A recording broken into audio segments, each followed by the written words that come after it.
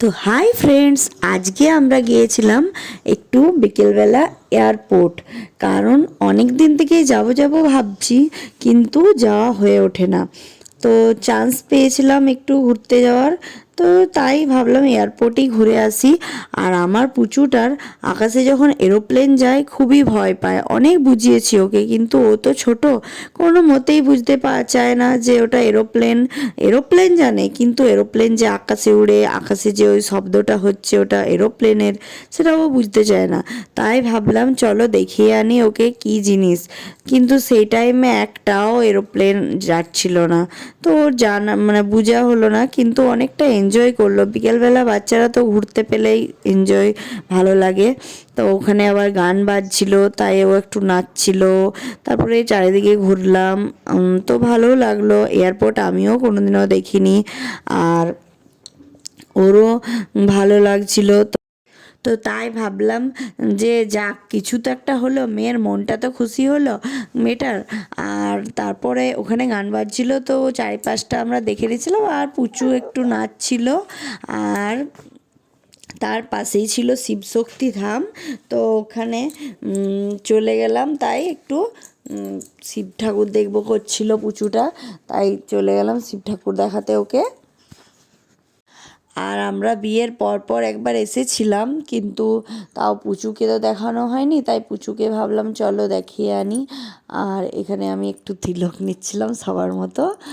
আর তারপরে চলো ভিতরে যাওয়া যাক।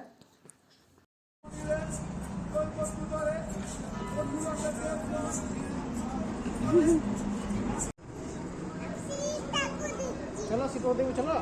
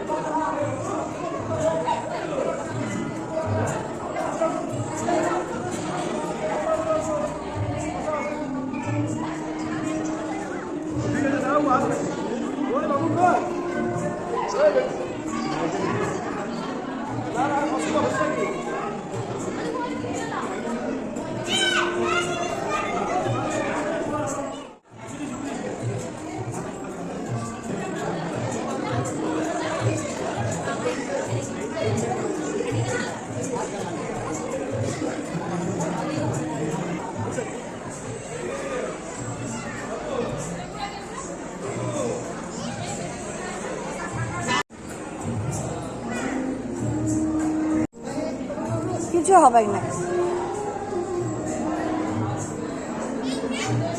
নন্ন করো, সব জায়গায় নন্ন করো।